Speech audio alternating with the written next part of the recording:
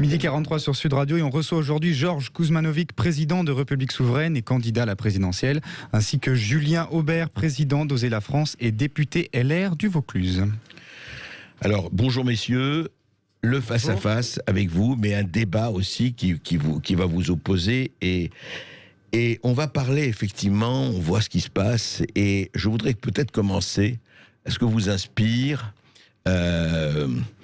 ce qui s'est passé avec la vente des sous-marins, 12 milliards, voilà, et c'était annoncé ce matin. L'Australie dit ah non, écoutez, non, on a réfléchi. Oui, mais le projet français c'était bien, tout ça, Cherbourg, mais on préfère faire ça avec l'Amérique et l'Angleterre.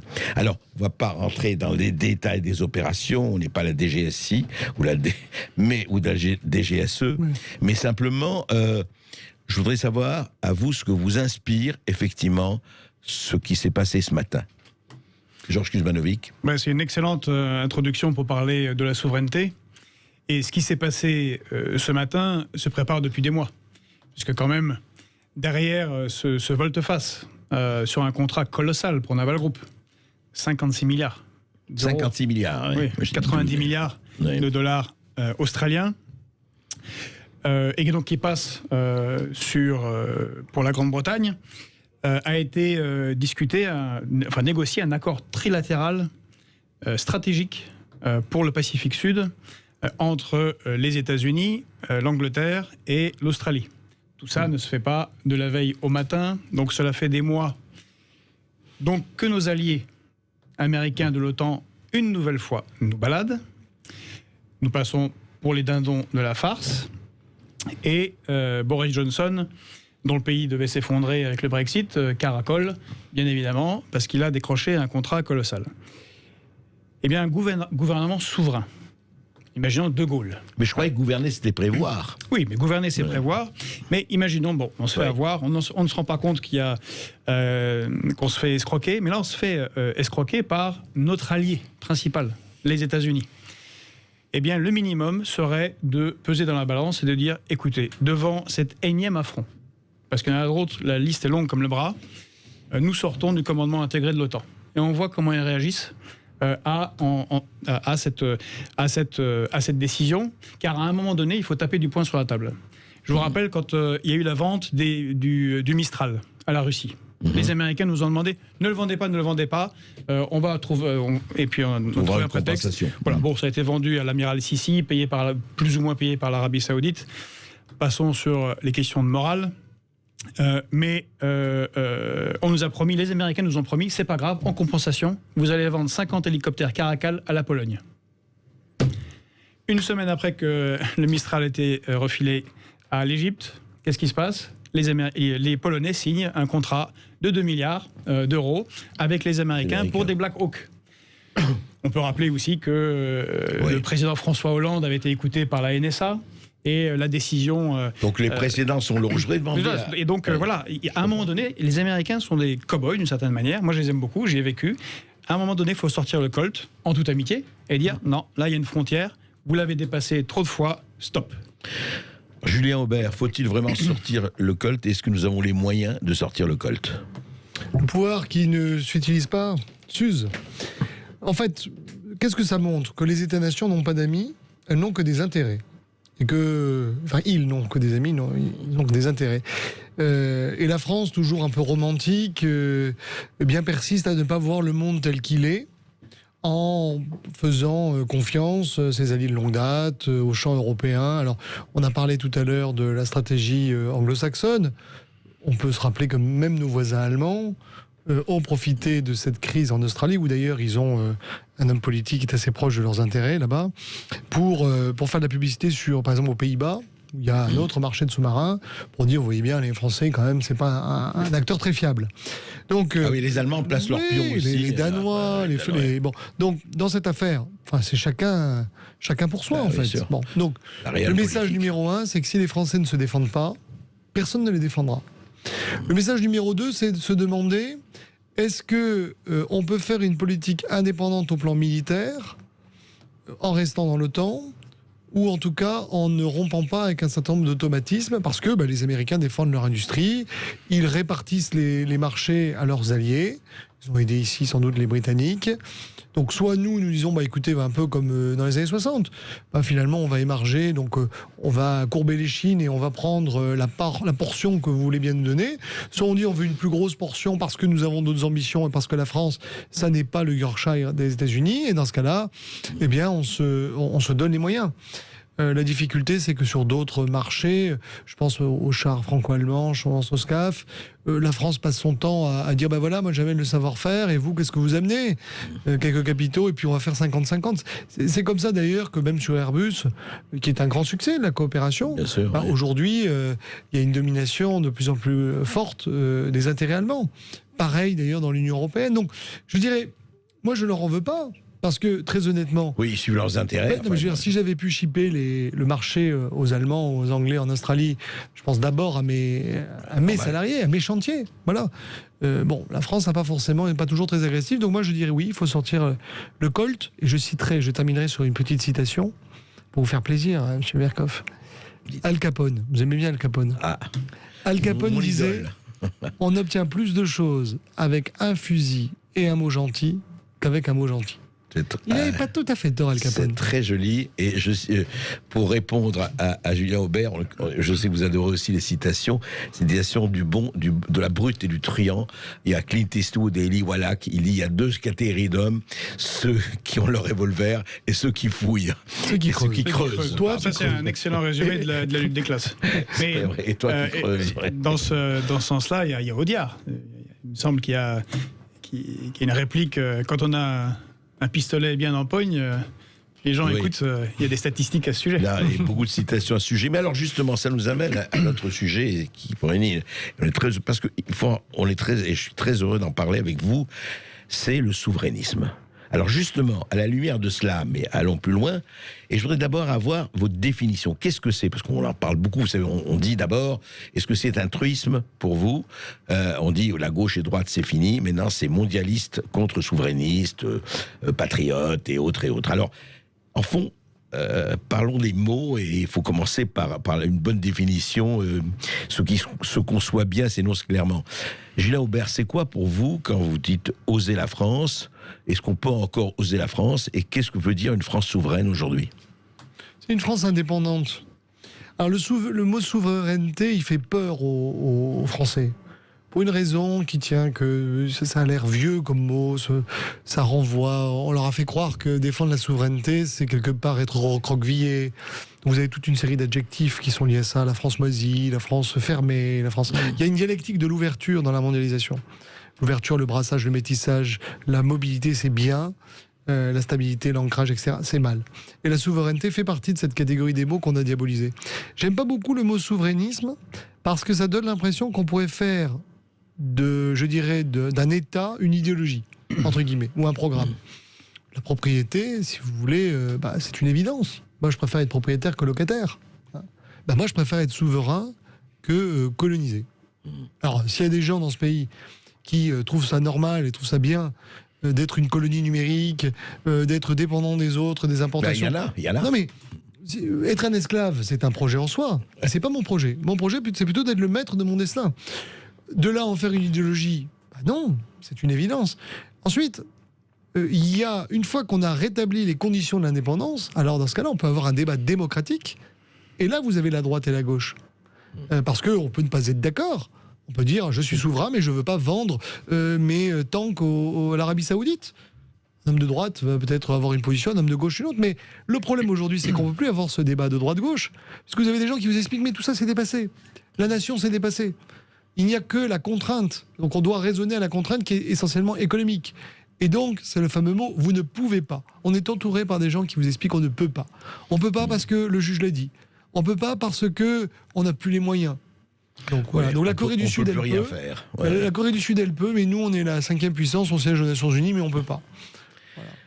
Alors, Georges Kuzmanovic. Je suis largement d'accord avec Julien Aubert. Écoutez, tout simplement, c'est la capacité à décider en propre de son destin. Ça peut concerner les hommes, c'est la liberté. C'est une valeur centrale, mais aussi les États. C'est la liberté de décider pour soi de son destin. Et c'est assez tragique que le mot souveraineté soit aussi mal perçu, et ça montre que l'éducation civique est mal faite à l'école. Car, visiblement, on n'élit pas la Constitution française. La Constitution française, le premier article est le suivant: la France est une république indivisible, laïque, démocratique et sociale. Mais les 3 articles qui suivent, et qui ne sont plus respectés depuis une trentaine d'années, commencent, c'est le titre premier de la souveraineté. Et l'article 3 est particulièrement clair, et c'est ma définition de la souveraineté, donc je défends cette très belle constitution qui a malheureusement été dévoyée, qui est: la souveraineté nationale appartient au peuple, qu'il exerce par ses représentants ou par la voie du référendum. Mais on l'a oublié celle-là. Hein. On l'a oublié, et pourtant elle est un petit peu centrale, et on l'a vraiment oublié en 2005 et 2008. Mais la situation actuelle, c'est que tout ça, ce sont des mots sur une fort belle constitution qui a été amendée 17 fois, de manière assez tragique, tant sous Jospin que Nicolas Sarkozy, en particulier. Mais aujourd'hui, nous n'avons ni la souveraineté monétaire, ni la souveraineté budgétaire, et quasiment même plus de souveraineté géopolitique. Or, nous nous engageons dans une année électorale importante, présidentielle. Chacun va présenter des programmes, proposer des dépenses publiques. Vous-même, d'ailleurs, vous avez présenté votre programme. Et moi-même, sauf qu'il faut dire la vérité aux Français. Et je m'engage à le faire dans cette campagne, je le fais ici. Si on est élu, aujourd'hui, on ne peut pas agir.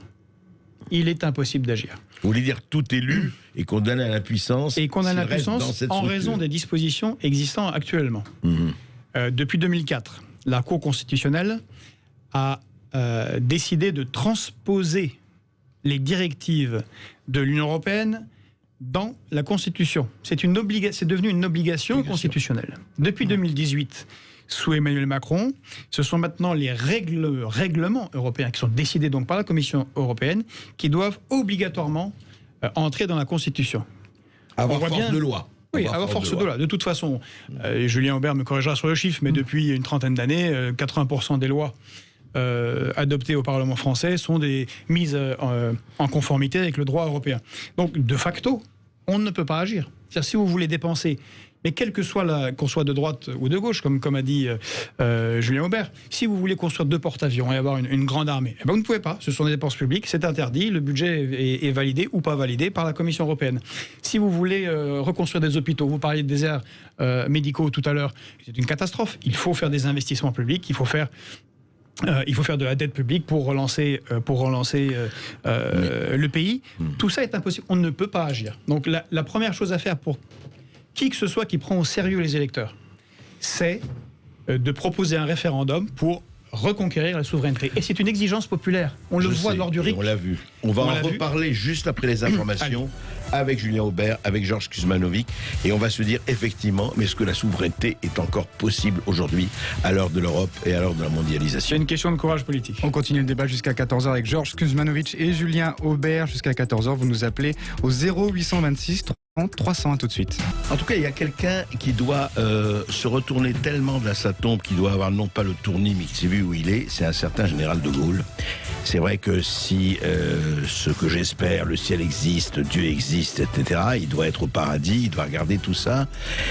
Et il doit avoir, Julien Aubert, quand même, ce qui se passe, c'est que on se dit ça, vous avez défini, avec Georges Kuzmanovic, vous avez défini ce que c'était qu'effectivement être propriétaire, être maître chez soi, etc.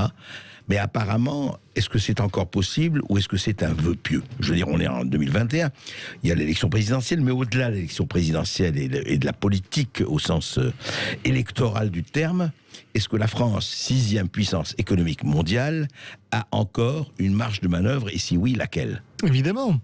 D'abord, les choses s'accélèrent.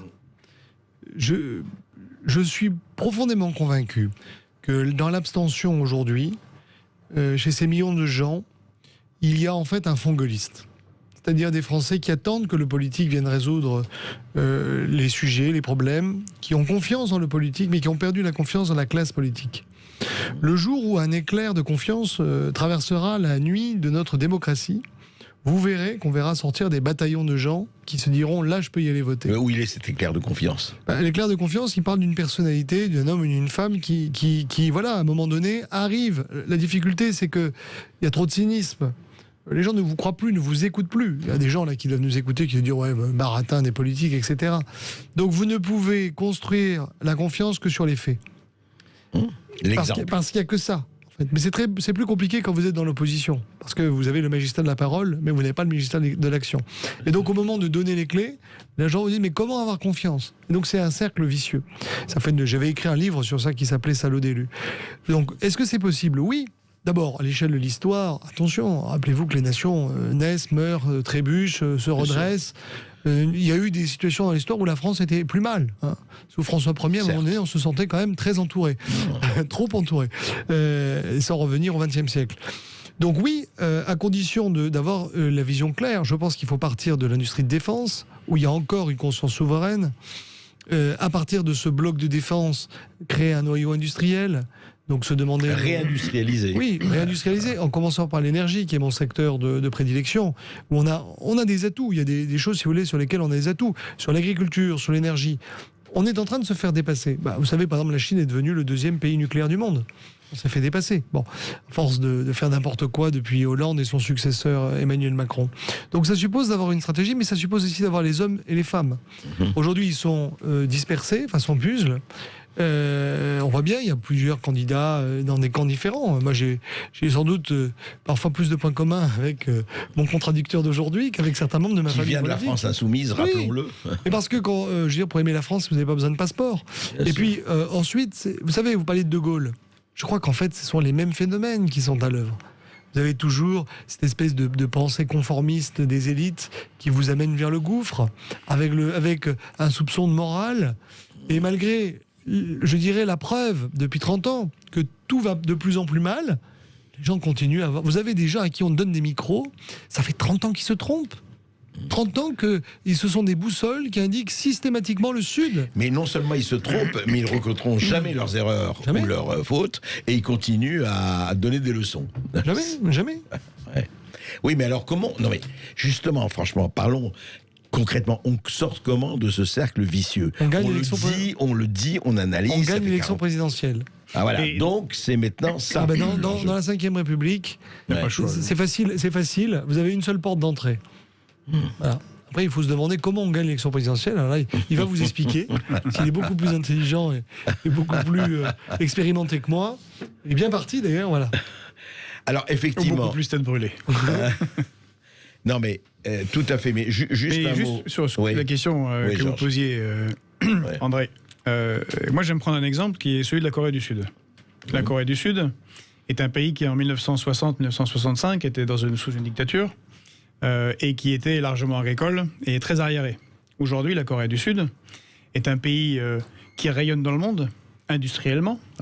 Téléphone Samsung et Daewoo, ils ont des conglomérats. Eux n'ont pas détruit leurs conglomérats comme on l'a fait en France, les chaebols, effectivement. Ils ont un gouvernement qui travaille dans l'intérêt de son pays, qui est extrêmement protectionniste. Ils ne sont pas inscrits dans une union asiatique, enfin ils sont dans l'ASEAN, mais c'est plutôt un club de discussion. Et ils réussissent très bien. Et on l'a vu lors de la crise de la Covid, on voit ce que c'est qu'un pays souverain. Ils ont les moyens de combattre et de donner, et de décider en propre de ce qu'ils vont faire. Ils ont moins de 3000 morts.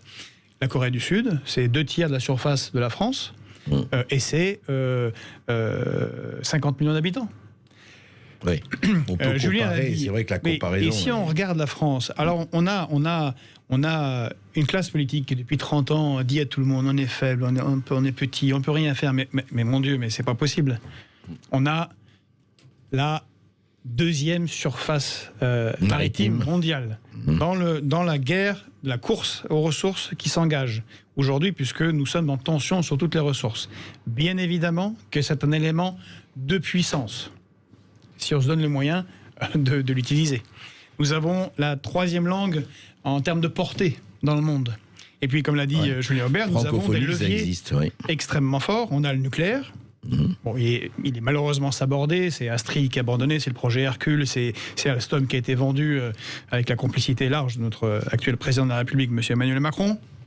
On a l'agriculture qui a assuré la richesse de la France dans son histoire. On a l'industrie de défense qui est bien mal en point.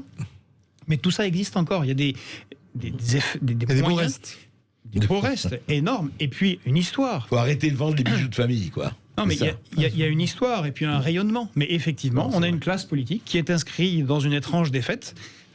Comme le disait Marc Bloch dans son livre sur la campagne de France en 1940, qui abandonnent leur souveraineté. C'est-à-dire qu'on est dirigé aujourd'hui par un Adolphe Thiers, c'est-à-dire Emmanuel Macron, qui préfère abandonner des morceaux de territoire, des morceaux de souveraineté aux voisins pour garantir la fortune des plus riches. Et Macron aura été le meilleur président pour les 0,1%, puisqu'ils se sont enrichis comme jamais au détriment de la nation et des Français. Et on le voit, cette étrange défaite, on la voit ce matin.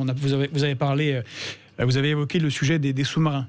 Comment réagit notre ministre des Affaires étrangères, M. Le Drian ? Oui. Il n'a pas sorti le col, il dit « Ah, cela montre bien que la souveraineté passera par une puissance géopolitique européenne. » Mais c'est une farce.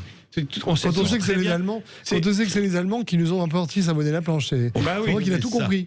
Et la souveraineté de défense européenne est totalement sous l'OTAN. Donc c'est une farce. Je voudrais vous poser la question à tous les deux, Julien Aubert, en commençant par vous. Mais au fond, alors, on a vu ce qui se passe avec les Allemands, c'est vrai. Alors qu'est-ce qu'on dit ? Les Allemands, ils sont pas bien, là, ils sont méchants. Les Américains n'en parlons pas, c'est des traîtres et tout. Et on pleure un peu, et puis on met des bougies, et on chante Imagine, et on met des fleurs. La chose, qu'est-ce qu'il faut faire vis-à-vis de l'Europe ? Je veux dire, on reste complètement... Alors, Frexit, pas Frexit, est-ce qu'on aménage ? Comment on peut faire ? Je reviens à la marge de manœuvre, mais là, à l'intérieur de l'Europe, tel qu'il est aujourd'hui. On n'a pas besoin d'un Frexit. C'est pas parce que quelque chose fonctionne mal qu'on serait mieux si on était tout seul. On a plutôt, je veux dire, quand bien même on n'aurait pas l'Union européenne aujourd'hui, je conseillerais quand même beaucoup au gouvernement français d'avoir des amis en Allemagne, en Italie, en Espagne, surtout que le monde est devenu de plus en plus dangereux et que l'Europe est un des rares continents où vous avez encore un peu de démocratie et de la prospérité. Mais il faut une civilisation, ça se protège. Bien sûr. Alors, il se trouve que samedi prochain à Lourmarin, je fais la 4e édition des universités d'été d'Oser la France, où j'invite les candidats de la primaire, de la droite et du centre à venir se prononcer sur un programme que certains qualifieraient de souverainiste. Mais vous avez par exemple le point juridique. Il y a une espèce de lubie, si vous voulez, en Europe, qui est de dire, grosso modo, le droit européen est supérieur à la Constitution. C'est-à-dire, en fait, le droit sécrété par des juges est supérieur à ce que peuvent décider les peuples. Ça ne peut pas fonctionner. Parce que ça, c'est la jurisprudence de l'Union européenne. Bon. Moi, je souhaiterais, si vous voulez, une réforme constitutionnelle pour affirmer l'inverse. C'est intéressant d'ailleurs parce que un secours inattendu est venu de Michel Barnier. Donc on ne pourrait pas qualifier, je dirais, de grand souverainiste. Michel Barnier s'est bien rendu compte que pour lutter contre l'immigration, il fallait à un moment donné mettre un bouclier institutionnel pour bloquer tous ces types de la CEDH. Virage à 180 degrés de Michel Barnier, quand même, sur l'Europe. Non, il était plus occupé ailleurs. Mais il a compris, à mon avis, quelque chose. Ouais. C'est que si on ne change pas les règles du jeu, ça va se terminer par d'autres Brexit. Un jour, ce sera l'Italexit, le Grexit, peut-être un jour le Frexit. Ça, à mon avis, il l'a compris. Mais alors, c'est intéressant parce qu'on ne peut pas avoir de débat. Moi, quand j'ai proposé quelque chose de plus grande ampleur, j'ai dit, il faut rappeler la supériorité de la Constitution sur les traités. Article du Monde, avec des spécialistes qui disent, c'est un quasi-Frexit. Mais on nage dans le délire. Rendez-vous compte qu'en Allemagne, de l'autre côté du Rhin, le tribunal de Karlsruhe a dit à l'Europe, non, la loi fondamentale allemande, elle est supérieure au droit européen. Exact. Ouais. Est-ce que l'Allemagne est sortie de l'Union européenne ? Non. Comble d'hypocrisie. Je vais vous donner un autre exemple. Parce qu'on a vu M. Clément Beaune dire « Voilà, M. Barnier, c'est scandaleux. » Puis alors, moi, je passe évidemment encore pour un... Mais en avril 2021, vous avez eu un arrêt du Conseil d'État sur les données numériques.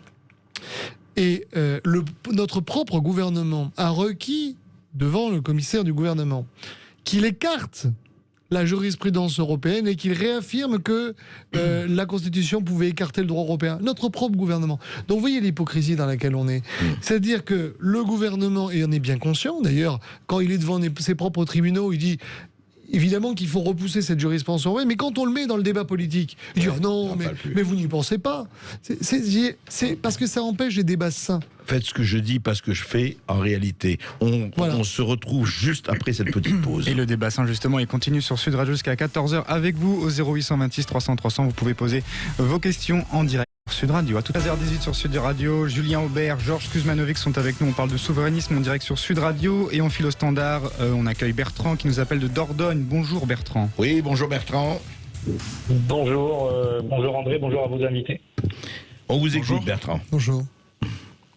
En fait, une petite remarque parce que vos invités ont quasiment tout dit.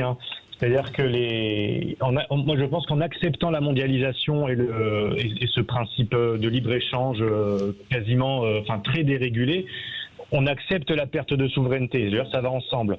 Donc on ne peut pas continuer à s'inscrire dans un modèle néolibéral ou post-libéral, post-capitaliste, appelez ça comme vous voulez, et en même temps venir pleurer sur la souveraineté perdue. On est gouverné par des gens qui gouvernent couchés depuis 30 ans.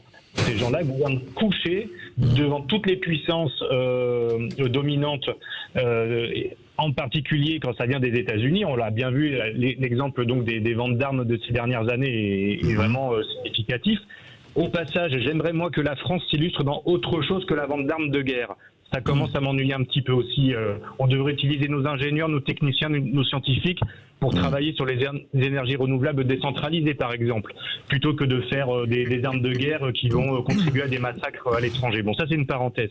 Et pour le reste, je rejoins totalement ce que vous avez dit, à ceci près. Je crois que c'est Julien, dont j'ai oublié le nom, qui... Aubert. Julien Aubert. Pardon, Julien. Vous n'êtes pas encarté aux Républicains, vous? Non, pas du tout. Et c'est pas demain la veille. Alors, je peux vous dire. Alors, dites-moi, qu'est-ce que vous vouliez dire par rapport aux arguments? Oui. Voilà, à ceci près que la solution dont parlait M. Aubert, qui est la porte de l'élection présidentielle, elle ne fonctionnera pas. Parce qu'on ne demande de toute façon, une fois qu'on est élu, jamais l'avis au peuple. Et lorsque les référendums sont menés, qu'on demande quand même l'avis au peuple, on le piétine, on le met à la poubelle et on avance coûte que coûte vers cette mondialisation totalement folle. Donc il va falloir élargir vos esprits à d'autres champs démocratiques et laisser les citoyens non plus élire, mais les citoyens voter, choisir, donner leur avis sur des sujets qui les concernent tous et tous les jours. Donc en gros, se diriger gentiment à faire une transition démocratique vers de la démocratie beaucoup plus directe. Avec à la Suisse, par exemple. Évidemment, on n'en sortira jamais dans tous les domaines. Tant qu'on aura ces intermédiaires qui seront soumis à des puissances financières ou des intérêts privés, on n'en sortira pas. Il faut aller vers de la démocratie directe. Le reste, c'est du blabla. Et sinon, on va repartir pour des cycles infernaux d'élection présidentielle en élection présidentielle. Alors, nos invités vont vous répondre qui veut Julien. Il y a un postulat de base, en fait, dans votre démonstration. C'est qu'en fait, un homme politique qui se présente à la présidentielle, il ne peut pas être différent des précédents. Et c'est là où on diverge. C'est que vous me dites, finalement, ça ne sert à rien l'élection présidentielle. Non, parce que de toute façon... si vous n'avez pas quelqu'un qui, même si je suivais votre raisonnement, qui changeait la Constitution pour permettre plus de démocratie participative, vous n'arriverez jamais. Parce que dans les conditions aujourd'hui du droit, on ne peut pas avoir la société dont vous parlez. Et là, c'est là où on diverge, parce que je pense qu'il est tout à fait possible d'élire un président qui respecte la volonté du peuple. Moi, si vous voulez, je suis un gaulliste, donc je crois au référendum. Je pense pas qu'il faille en avoir tous les dimanches. C'est là où sans doute on divergerait. C'est-à-dire que, vous savez, des fois, trop de consultations tue la consultation. On a bien vu comment Emmanuel Macron, d'ailleurs, a fait de la pseudo-consultation. Ensuite, je suis d'accord avec vous, il y a sur la mondialisation, maintenant, vous ne changerez pas la mondialisation. Je ne pense pas qu'on puisse se retrancher la mondialisation. Par contre, on peut avoir effectivement un choix de dire, on n'est pas obligé de s'ouvrir à tout et tout le temps. Et effectivement, la doctrine post-libérale ou néolibérale consistant à dire moins il y a de tarifs, moins il y a de contrôle aux frontières, plus on privatise, plus il y a de la concurrence, mieux c'est. Ça repose sur des postulats économiques qui marchent effectivement très très bien sur des tableaux blancs, mais beaucoup moins quand vous arrivez à l'humain, parce que vous arrivez ensuite à des résultats sous-optimaux. Ce qui ne veut pas forcément dire que le meilleur système soit un système où tout est public et tout est fermé.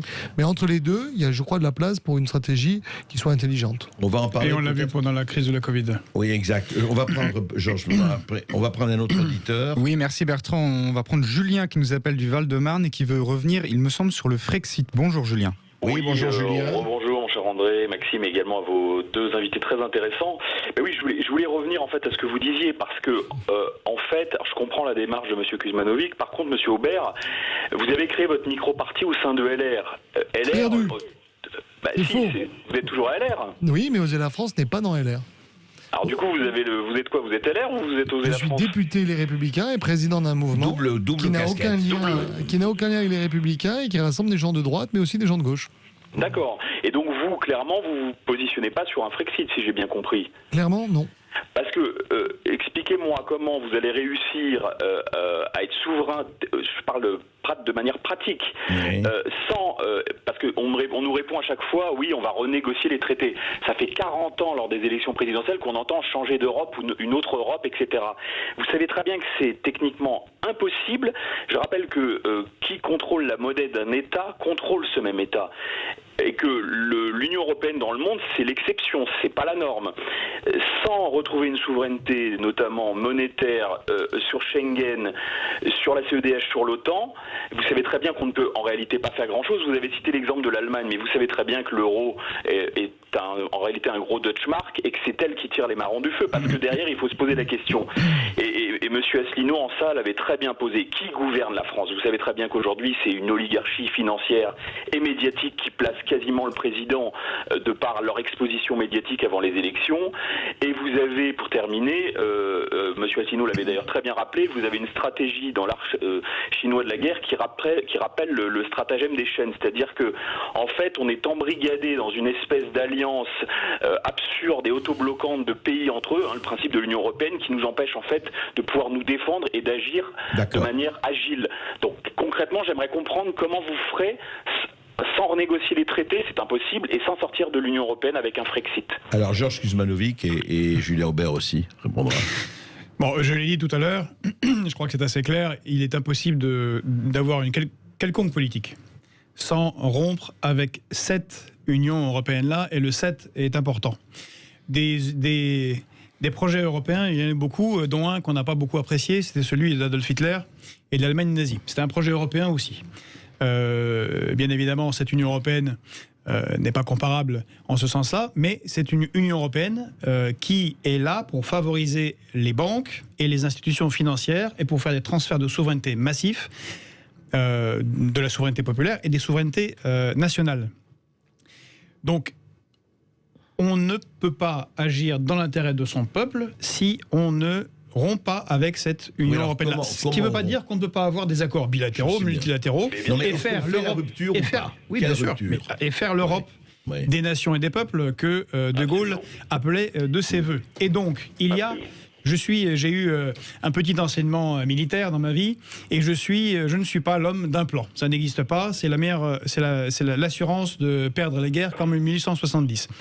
Le Frexit et l'article 50 est une option. On voit combien ça a été difficile en Grande-Bretagne. Il y en a bien d'autres, et en tout cas, bien évidemment, la désobéissance immédiate. Mais ce qu'il faut faire, et si d'aventure j'étais président, c'est immédiatement engager un référendum pour, dans notre propre constitution, récupérer les moyens de notre action et résister à cette Union européenne-là. Puisque pour le moment, comme l'a fort bien dit le précédent président de la Commission européenne, il ne peut pas y avoir de démocratie contre les traités européens. On l'a bien vu en 2008, lorsque la gauche comme la droite de gouvernement s'est assise sur le référendum populaire de 2005. Et je suis, comme je l'ai dit au début, je suis assez choqué par la désinvolture et le mensonge de la plupart des candidats. Je vais prendre ceux de droite. Xavier Bertrand, qui parlait de souveraineté, qui a un projet politique, qu'est-ce qu'il fait? Il est dans le journal de Francfort, qui est le journal de la BCE, déclare qu'il trouve que le traité d'Aix-la-Chapelle, qui est une trahison totale de notre souveraineté, signé par Emmanuel Macron, pur et parfait, et qu'il n'en changera rien et que ça lui va très bien. À quoi ça sert d'être président? Madame Pécresse, elle dit qu'elle est 2 tiers Merkel, 1 tiers Thatcher. Elle aurait pu dire 1 tiers Simone Veil. Bon, visiblement, elle a oublié, donc elle va chercher ses références à l'étranger. Et même M. Barnier, Monsieur Barnier, parle de souveraineté judiciaire, ça n'a aucun sens. L'Union européenne, c'est une construction judiciaire. Donc si on a une souveraineté judiciaire, de facto, ça veut dire qu'on sort des traités et donc qu'on rompt avec cette Union européenne. Mais moi, personnellement, c'est ce que je crois, il n'y a qu'un seul politique à droite, il est en face de moi, c'est Julien Aubert, qui a une colonne vertébrale, parce qu'il est gaulliste, qui pourrait être sérieusement candidat pour la droite. Je veux dire, si la droite gagnait, pour ne pas avoir un candidat qui ne fait rien et qui fait strictement la même chose que les autres. Et bien à gauche, c'est pareil. Quand madame... on va pas faire toutes les non, d'accord, mais ils ne peuvent pas agir. Ce que je veux dire, c'est qu'ils ne peuvent pas agir s'ils ne rompent pas d'une manière ou d'une autre, peu importe la manière, avec cette Union européenne-là. Voilà, c'est bien ça. On se retrouve juste après ceci et avec les auditeurs de Sud Radio. Merci Julien qui nous a appelé du Val-de-Marne. On reste évidemment jusqu'à 14h avec Georges Kuzmanovic et Julien Aubert. Et on poursuit le débat avec vous, 0800 26 300 300. Si vous voulez revenir sur les sujets du jour, n'hésitez pas évidemment, à tout de suite. Bientôt 13h33 sur Sud Radio. Nous sommes toujours avec Julien Aubert et Georges Kuzmanovic. Et on continue avec vos appels. Et nous sommes avec Guillaume qui nous appelle de Toulouse, qui veut revenir sur le contrat avorté des sous-marins entre la France et l'Australie. Bonjour Guillaume. Oui, bonjour Guillaume. Oui, bonjour André Berkoff et bonjour à vos invités et merci encore pour la qualité de vos émissions. Merci. Oui, je voudrais apporter un témoignage à propos de ce contrat des sous-marins avec l'Australie. La France avait vendu à une certaine époque des sous-marins Daphné, qui sont des sous-marins à propulsion classique, à l'Afrique du Sud. Et au début des années 70, les Sud-Africains avaient décidé de s'équiper des sous-marins Agosta, qui restent des sous-marins à propulsion classique, mais de dimension et de tonnage un peu supérieurs aux Daphné.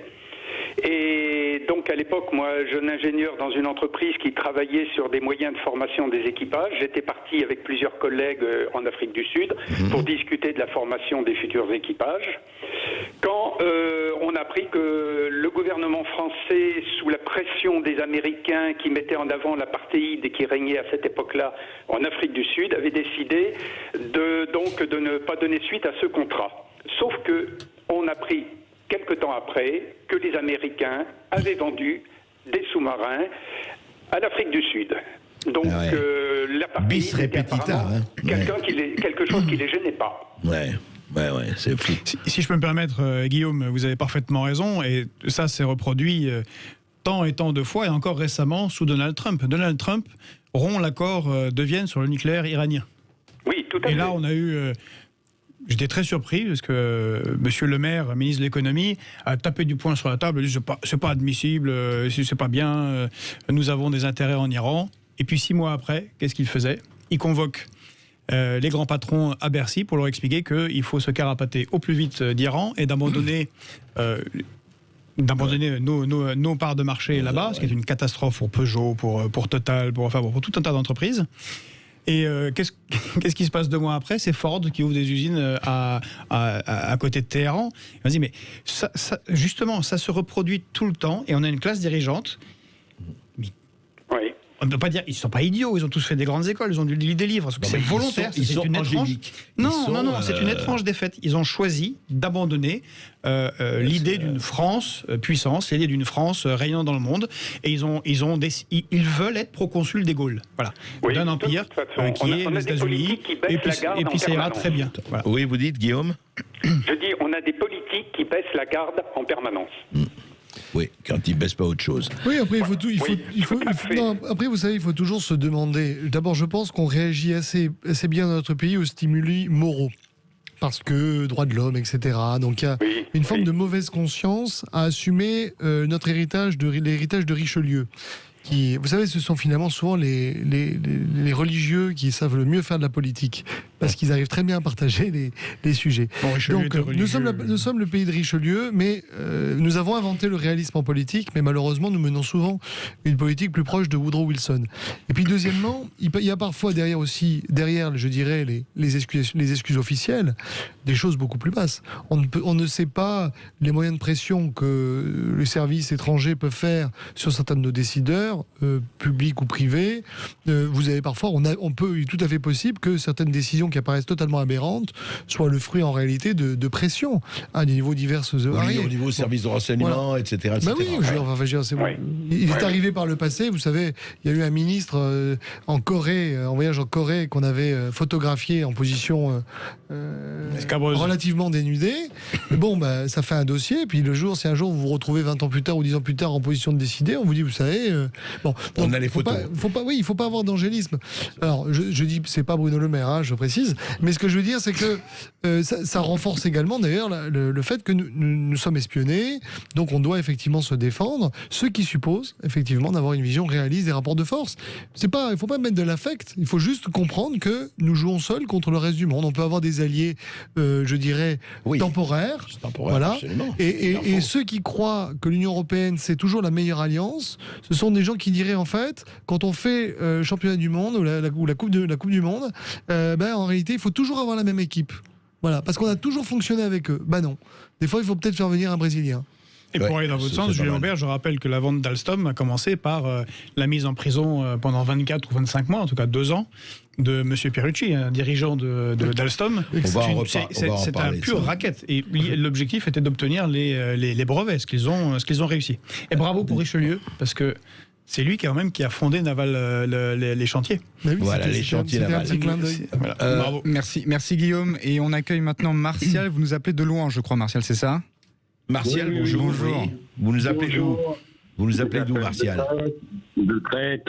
De Crète. Ah, ben oui, la Crète. Heureux Vénard, il est en Crète, lui. Alors, Martial, on vous écoute.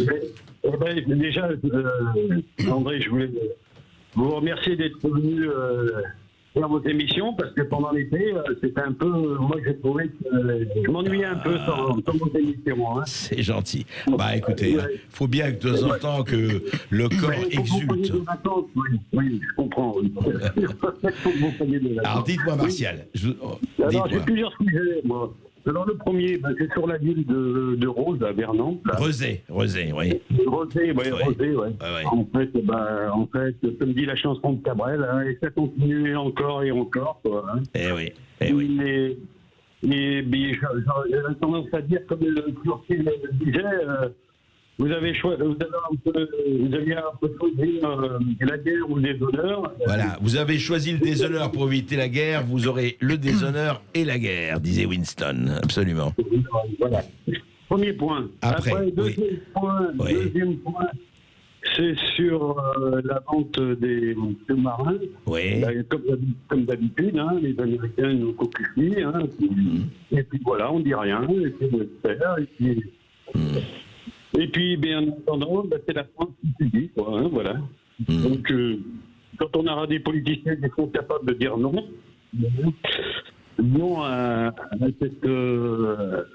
cette manigance des Américains qui font toujours ce qu'ils veulent, hein, dans les yeux, hein, et puis nous, on est là. On subit, oui. Voilà. Écoutez, là, on en a bien discuté et effectivement, tout le problème, on verra à la porte d'entrée à 2022 ou autre chose, effectivement. Merci Martial de nous avoir appelé au 0826 300 300 et le débat se poursuit jusqu'à 14h avec Julien Aubert et Georges Kuzmanovic et vous posez vos questions évidemment, vous passerez en direct sur Sud Radio jusqu'à 14h. 13h44, vous êtes toujours sur Sud Radio, nous avons toujours avec nous Julien Aubert et Georges Kuzmanovic et on retourne au standard avec Joël qui nous appelle d'Alès dans le Gard. Bonjour Joël. Oui, bonjour Joël. Bonjour à vous, bonjour Monsieur Berkoff ainsi qu'à vos invités. Bonjour. Merci de me permettre de m'exprimer. La première chose que je voudrais, avant toute autre considération, c'est remercier les soignants qui résistent encore, ainsi qu'à ma femme. Je lui rends hommage indirectement, puisqu'elle est soignante, elle est mise à pied sans salaire, après avoir combattu pendant 18 mois et rappelé par les plans blancs, c'est-à-dire c'est des gens qui peuvent pas dire non. Avec l'obligation d'aller soigner, même s'il était cas contact et symptomatique.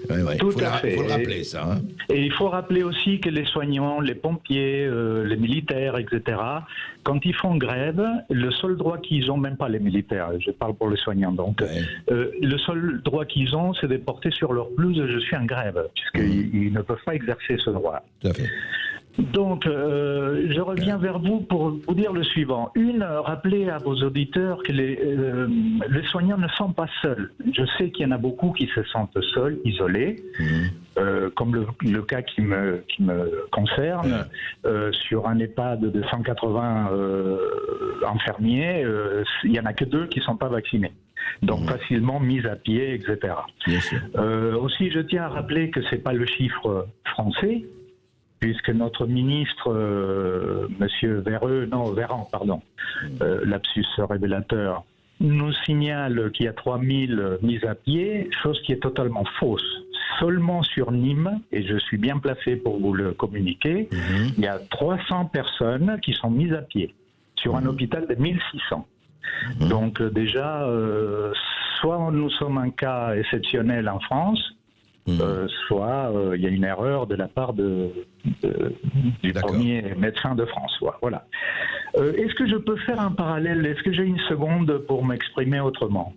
Oui, simplement, ne soyez pas, parce que nous avons, excusez-moi, mais nous avons beaucoup d'auditeurs qui nous attendent, donc voilà, je demande d'être pas trop long. Non, une seconde. Toute cette problématique que nous avons avec le pass vaccinal, etc., il faut le mettre en parallèle avec tous les autres problèmes que nous avons. C'est pas seulement un problème de santé. De santé. C'est un problème de gouvernance et de liberté globale, ainsi qu'une dégénérescence de notre société. Et je voulais donner comme exemple... je ne sais pas si vous êtes au courant qu'il y a eu un combat aux États-Unis entre une Française en MMA, c'est-à-dire une lutte très violente, avec une personne transgenre. Oui, absolument. Et qu'au deuxième round, évidemment, la femme, celle qu'on doit dire maintenant qui est capable de procréer, voilà, exactement, elle s'est battue et désastreusement battue, c'est-à-dire gravement blessée. Bien sûr. Donc, ceci est à mettre en parallèle avec notre société tout entière. Oui, il y a beaucoup de choses à dire là-dessus, mais vous avez tout à fait raison. D'ailleurs, quelqu'un qu'on n'aime pas beaucoup, enfin que moi j'aime bien, mais que d'autres n'aiment pas beaucoup, Trump a dit que l'irruption du transgenre dans le sport féminin va tuer le sport féminin dans un certain nombre de disciplines, et on le sait, on le voit déjà. Finir et pas vous encombrer, je dirais que l'histoire et la réalité a une justice immanente. Eh bien, ça sera mon dernier mot. D'accord, merci. Merci Joël. Et on est avec Guillaume maintenant qui nous appelle de Carcassonne. Bonjour Guillaume, vous voulez revenir sur le Frexit, il me semble, c'est ça? Oui Guillaume, on vous écoute. Oui. Bonjour André, bonjour à vos deux invités. Tout d'abord, je fais juste un petit soutien au personnel soignant non vacciné. Voilà, j'aimerais leur apporter le soutien total d'abord. Et concernant la souveraineté, alors sans remettre en cause évidemment le fait que rien n'est possible tant qu'on va rester dans cette Europe-là sans changer les traités, qui est carrément impossible. Et je voulais demander à vos deux invités s'il était utile de créer des partis souverainistes à part. Est-ce qu'il ne serait pas mieux de rejoindre ceux qui existent déjà et qui se battent depuis déjà plus de 10 ou 15 ans? Vous pensez à l'UPR, c'est ça? L'UPR en particulier, oui. Il y a Dupont-Aignan aussi qui serait souverainiste. J'ai bien l'impression que de faire des micro-partis comme ça me fait plus de mal qu'autre chose. Voilà, il serait peut-être temps de tous se rassembler, tous unis, quoi. Ça dépend. Ça dépend comment vous envisagez le sujet. On peut l'envisager sur le fond. On se rassemble quand on est d'accord. Moi qui vis dans un parti, les Républicains, où il y a des points de désaccord assez forts sur certains sujets, c'est pas facile tous les jours.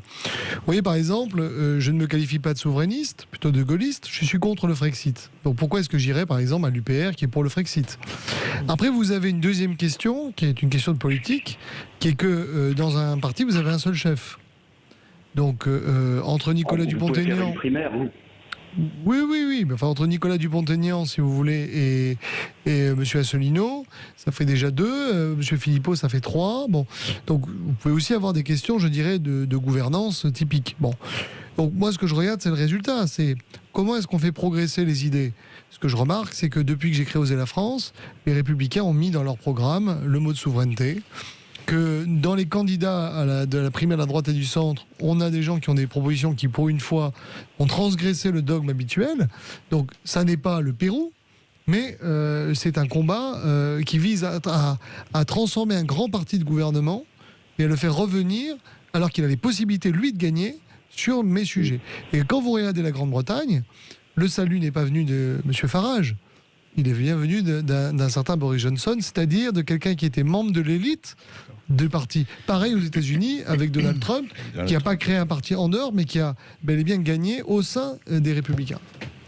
Georges, je voulais... Oui, mais écoutez, on connaît tous bien la volonté hégémonique de M. Asselineau, mais il ne comprend pas quelque chose qui est de la simple tactique. Regardez les néolibéraux, les européistes, les mondialistes, qui défendent toujours la même politique. Mais ils se bousculent au portillon. Ils ont de très nombreux candidats.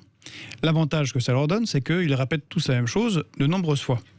Le fait qu'il n'y ait qu'un seul candidat, et encore, comme l'a dit Julien Aubert, il faudrait qu'on soit d'accord sur le fond, et on n'est pas sur les questions économiques, fait qu'il n'y a qu'une seule personne qui en parle. Là, qu'il y ait Julien Aubert, qu'il y ait moi-même, qu'il y ait Arnaud Montebourg, qu'il y ait d'autres candidats ou d'autres personnels politiques qui le font, eh bien, permet de multiplier les voix. On verra bien qui aura les 500 signatures et qui sera le mieux placé. À ce moment, c'est un autre moment. Mais là, maintenant, faire cela, ça serait une grave erreur. Et moi, je souhaiterais apporter aussi mon soutien aux personnels soignants qui sont vaccinés et qui sont 90% et qui eux aussi ont été en première ligne et que je trouve assez dommage de tomber dans le piège tendu par Emmanuel Macron et de diviser les Français. Sur cette question-là, il y a bien des manières plus intelligentes de critiquer Emmanuel Macron dans cette gestion catastrophique de la crise de la Covid, de lui-même et de son gouvernement. Merci Guillaume de nous avoir appelé au 0826 300 300. Christophe d'Angers nous appelle. Christophe, vous voulez revenir sur la 5e République avec une question pour nos invités, c'est ça? Bonjour Christophe. Oui, bonjour Christophe. Oui, bonjour de l'Anjou, de la Loire. Moi, je suis en solidarité avec les auditeurs qui se sont exprimés sur l'obligation vaccinale, toutes ces choses. Moi, je manifeste chaque samedi, donc je suis un mauvais français. Moi, je me pose la question de la République, à savoir est-ce que finalement, si je vote à nouveau, ça vaut le coup, parce que est-ce que la 5e République est encore quelque chose d'entendable, puisqu'on vit actuellement une rupture d'égalité chez les Français, et qu'il ne faut pas réfléchir à un autre type de République? Voilà, c'est ma question à moi. Peut-être que d'autres Français se posent la même. Merci. Non, mais c'est vrai. Alors, très rapidement, Julien Aubert, Georges Kuzmanovic, est-ce qu'on 6e République ou effectivement dans cette République-là? Parce que le problème, il est posé tout le temps, on l'entend. Hein. C'est très bien, on parle, mais est-ce qu'on peut vraiment modifier les choses? Alors, vous allez me dire, on l'a toujours fait, mais là, est-ce qu'on n'est pas enfermé dans ce piège présidentiel absolu? Et on voit très bien que c'est une campagne électorale et tous les 5 ans, on va voir qui est là, on va voir qui change quelque chose. Au contraire, moi je pense que c'est le seul outil justement, c'est le dernier outil qui nous reste pour essayer de rétablir la situation.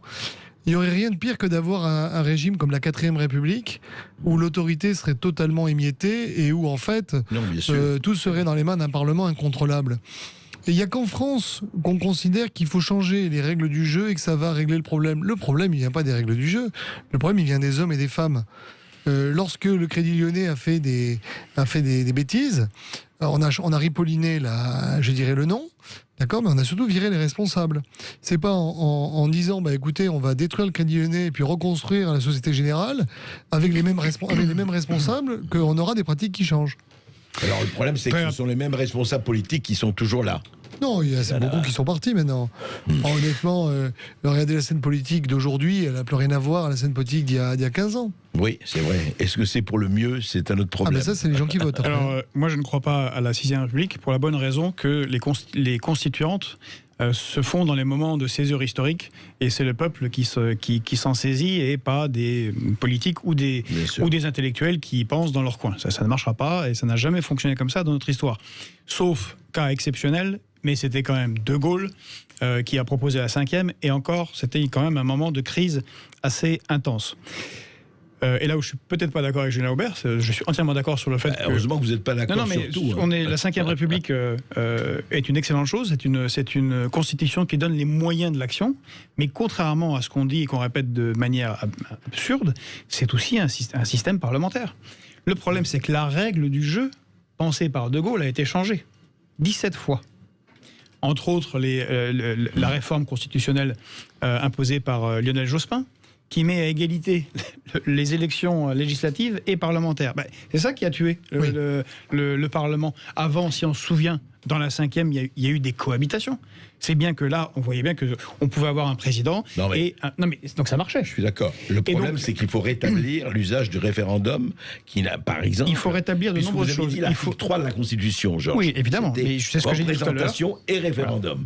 Il faut réformer le Conseil constitutionnel, il faut étoiletter une partie des réformes qui ont été faites sur la 5e pour la rendre à nouveau opérationnelle et revenir sur ce que j'ai dit tout à l'heure, sur les décisions de 2004 et de 2018 qui mettent la primauté du droit communautaire sur le droit français. Oui. Sinon, c'est vrai qu'autant aller à la pêche, parce que ça sera plus intéressant. Alors si vous n'avez pas envie d'aller à la pêche, qui votera verra. Merci messieurs. Merci Georges Kuzmanovic. Je rappelle que vous êtes président de République Souveraine et candidat à la présidentielle. Merci Julien Aubert. Vous êtes président d'Oser la France et député LR du Vaucluse. Demain, Sébastien Boussois, il est chercheur en sciences politiques appliquées à Bruxelles et au Québec. Il sort ce livre, Les Émirats Arabes Unis à la conquête du monde. C'est aux éditions Max Milo. À demain.